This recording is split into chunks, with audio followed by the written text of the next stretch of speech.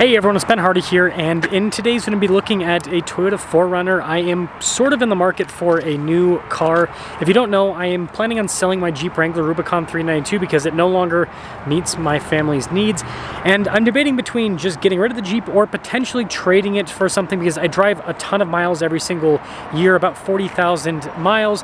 And so I'm looking at some, economical cars like a Mazda Miata that's economical and fun, or stuff like a Prius and a Camry. And well, the 4Runner's on the list because they're super reliable, they hold their value really well, but they're not so economical, so that's a little bit of a downside. Anyways, before we get into this video, huge shout out and thank you to the Brent Brown Toyota here in Orem for giving me some time with this 4Runner. Link to their website in the description down below. Let's get right into it.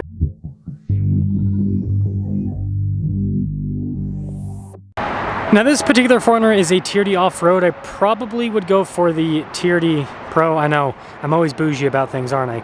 But this particular one I think has some cool stuff that makes it somewhat similar to a Pro. So it actually has 33-inch tall tires, which are bigger than what you have on the Pro.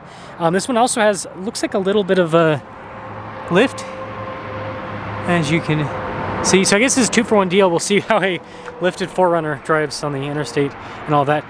Most importantly, the reason why I picked this is also it has the TRD Pro rack there at the top. And so I just want to see kind of, I forgot how loud that was on the highway or how loud it wasn't. So I just want to kind of refresh my memory on that. But yeah, when it comes to looks, I think this generation of 4Runner, even though, some people call it outdated, I think it looks really sharp. It's kind of like a timeless design at this point. Now, there are a few things that I really do like about the 4Runner. Taillights, again, dated, but I think they've aged well. I like the whole rear window thing. And the new 4Runner does this, but the new 4Runner is also not going to be very reliable, so not me, that's what Toyota mechanics are saying. Anyways, storage space in the 4Runner is great. So even though I don't need a ton of storage space, hence why I was looking at a Miata earlier, it's a nice thing to have for a secondary vehicle I'll be putting miles on, just in case I need to store a bunch of stuff. We've got an outlet here in the back, and the loading floor is pretty low in the 4Runner, so it's easy to access. And I like how it's manual, because that's one less thing to break, especially if I put a ton of miles on the vehicle. But yeah, the exterior is nice. One thing I don't really care about in the 4Runner is the painted fender flares, because I feel like this is stuff that's just going to get damaged over time. Also, the 4Runner has a back seat, so, obviously I still will keep the Grenadier, so I can use that as a family vehicle if I need to for my driving, but, still a nice thing to have. And then I really like this trim because this is really easy to clean off. Same thing with the seats, really easy to clean. And it seems like the 4Runner interiors hold up pretty well over time. I like the analog gauge cluster. And then this does have 4-wheel drive. So like the Miata, for example, I could drive it in winter if I put winter tires. I wouldn't want to drive that in the winter because if someone spins out and hits into you and you're in a Miata, you're done for. Bye-bye. Game over. This has 4-wheel drive, so better on that side. And then it's just a bigger vehicle, right? And then the TRD Pro has stuff like a 360 camera, which is always nice. And you got all of the off-road stuff, including like the rear locking differential. So like this has a lot of off-road tech that I wouldn't necessarily use per se, but there might be some times that I don't know, I might take it up and take it off-road instead of the Grenadier. So I think that utility's nice. And by the way, this one has 10,000 miles if any of you are interested in a pre-owned lifted TRD off-road. But let's drive it. Well, let us set off in the 4Runner. And if you guys don't know, my wife and I actually owned one of these for a little bit, and that was one of the reasons why we ended up getting the two 200 series Land Cruisers. Sadly, one of those didn't work out. If you've seen that series, you understand. I really wish that that other one worked out, because the Heritage Edition we still have, that's working out great. But yeah, the 4Runner, my wife and I both really like this car.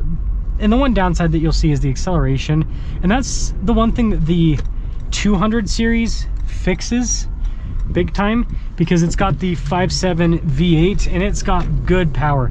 As I was saying, this has decent power. I mean, you guys will see getting onto the interstate, and funny enough, it's got more than enough power for me, even though I've owned cars with over 700 horsepower. That's because I don't care about acceleration anymore. I mean, I enjoy it, but it's not like a necessity for me. So yeah, I mean, it feels like enough. And I mean, the Ineos Grenadier technically has a slower 0 to 60 than this, which I thought is kind of strange because the Ineos feels quicker. But I think it just might be the weight of the Grenadier holds it back. So like it's got like a really powerful feeling engine, but then it's heavy, so it's not moving quite as fast as it might feel.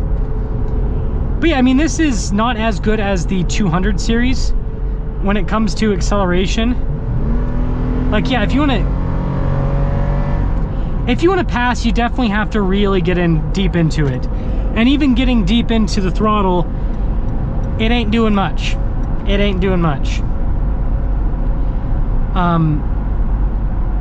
On the highway, it's actually got a little bit of wind noise. I'm not noticing a lot though with the rack.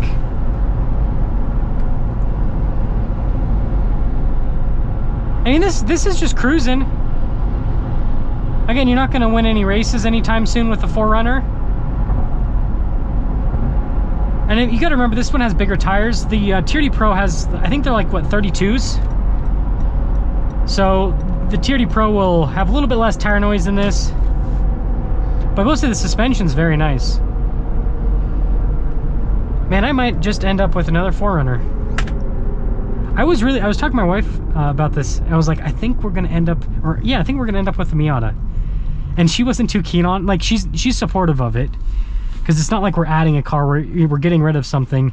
But the first thing when I said Miata, she's like, there's no space. You can't take anyone in it. And I'm like, well, but Miata, right? Whereas the 4Runner, it's still got practicality. And the thing that's interesting is, I love driving the 200 series, and I still think the 200 series is objectively just a better vehicle than the 4Runner. I still love driving the 4Runner. Again, I don't mind the acceleration. It's got way less power. The 200 series is so much stronger, but this just, it's got enough for me. It's got enough for what I'm looking for. And I also don't mind the four-wheel drive system. The 200 series has a full-time four-wheel drive system. Oh man, I'm gonna get blocked because these people are waiting to get through a line. It is what it is. But this has a traditional 2-speed transfer case. Traditional, so like right now it's in 2-wheel drive. I don't mind that either, because, you know, my personal take is, if it's a really, really bad like snowstorm, the 4Runner can, I mean, the 4Runner is an off-road vehicle, it can handle it. I might just take the Grenadier anyways, right? In that case, if it's super deep snow where I feel like I'm gonna have to really use some stuff, I got a 4-wheel drive SUV with triple lock setup, and this has Toyota's 8-track system, so it can do all of it. But yeah, interesting. I want to get one more acceleration for you guys, so hopefully this traffic lets up soonish, and then I can show that to you. Well, here we hopefully go. Let me just sneak past you, minivan. Man, the traffic here is getting brutal. It's because they're building a bunch of houses out in the swamp. I feel bad for the people that buy those houses, to be honest.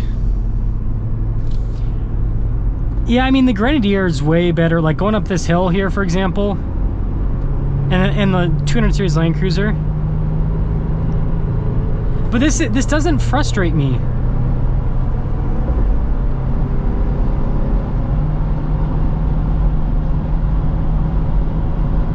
Yeah, it's not bad at all. The interesting thing is, I feel like this has similar road noise to the Grenadier. It might be a little bit better. So, yeah. Let me know what you guys think I should do. I'm kind of leaning, because I'm just not a car person anymore. Like, I love reviewing them, but just the ownership, I kind of enjoy the comfort of an SUV. So let me know what you guys think. I have kind of been toying with it, and the last thing I'll say with this video, I have been toying with the idea of getting a new, like the new body style Land Cruiser, the 24. The one thing that I just can't get over is just the reliability. Like, it would get better fuel economy than this, right? I get over 20 miles per gallon. I can fit 33-inch tall tires on that, so I could make it super capable off-road. It looks great, and it's not that much more expensive than one of these 4Runners. But then I might end up with my transmission blown up, and then I buy a car for no reason. And I also don't like the hood on those. It flutters and stuff, and there's tons of wind noise here that this doesn't have. So pros and cons.